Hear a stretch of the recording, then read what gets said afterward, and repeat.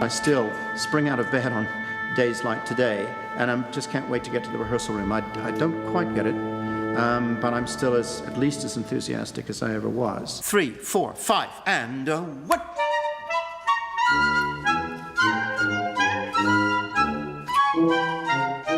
I remember walking into a rehearsal and feeling absolutely spellbound by the energy he was giving to the young musicians in front of him. And here we are, sort of a good 20 years on, and that energy is relentless. That's always one of the best things for a conductor, is to be able to get the rest of the orchestra ready and motivated and prepared for the day. He makes the rehearsals just much brighter. He combines that sort of very precise understanding of exactly how everything should be effortlessly to us and tells us exactly what we need to do. He understands exactly how each piece is meant to go and what's needed for it to be the best that it can be for the performance. He's quite critical, which I think is good because it makes me a better player.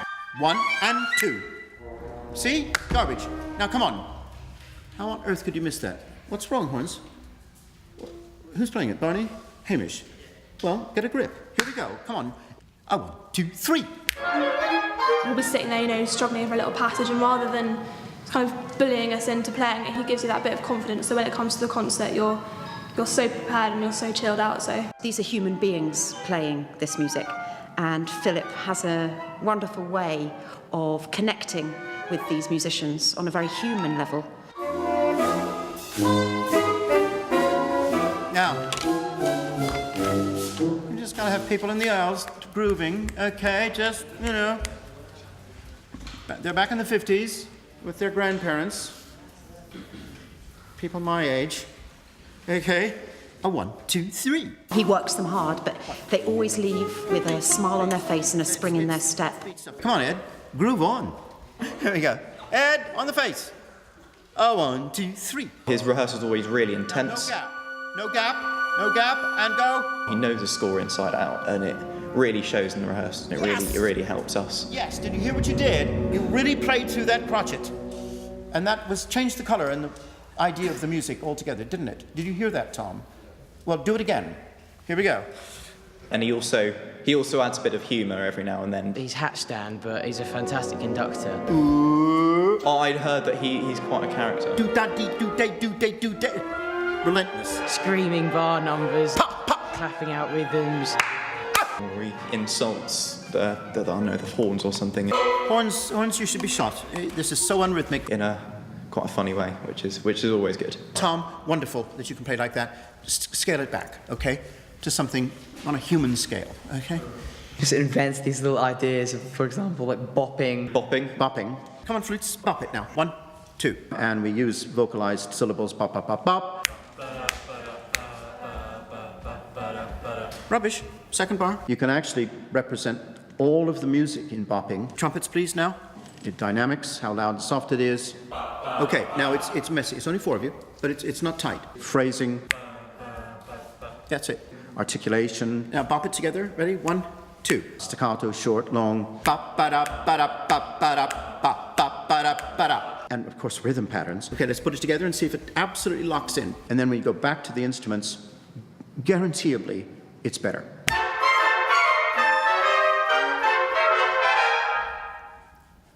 He shows a whole DVD about the assassination of John F. Kennedy, because that's what one of our pieces is about. He just brings music to life and he puts it in context so we really understand it. I like to think this is the moment, ready, that is the moment of the assassination. And you've just got to go nuts. You remember that film where everyone was running everywhere? It was just crazy. It was absolutely nuts. All right, here we go. Come on, guys, go nuts. Ready? And. It's just brilliant to be able to pick the music apart for it to be that exact. It's brilliant. We need the rhythm, we need everything, we need the colours, but we don't need the volume. Why? Because this isn't the end of the piece. We need that kind of intensity at the end of the piece, not here. Here we go. 1, 2.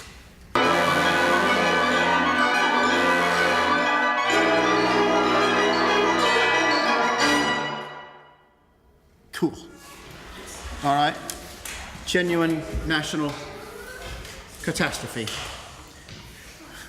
It's got to sound catastrophic, and in the nicest sense. And if it's all too loud, it'll sound like a wind band that's playing too loudly. which is the last thing we want. We've had music on the stand, which was terrifying for them when they started. Terrifying. And they knew they couldn't do it. Emily, you can play louder than that, can't you? Of course you can. And you can play it. You can really play it well. So let's go for it. Here we go. And a week later, they can do it. And they're completely thrilled with themselves.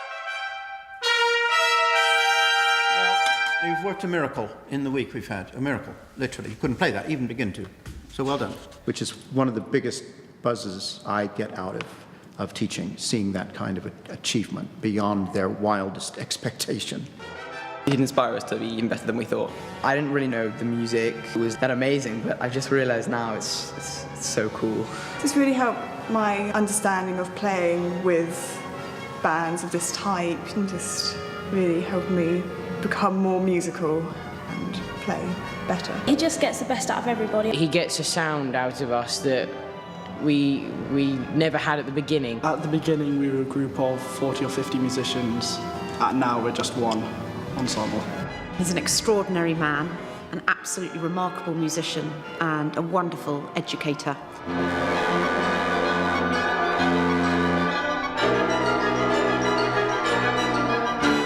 He's the sort of person that any orchestra would want on their podium in front of them.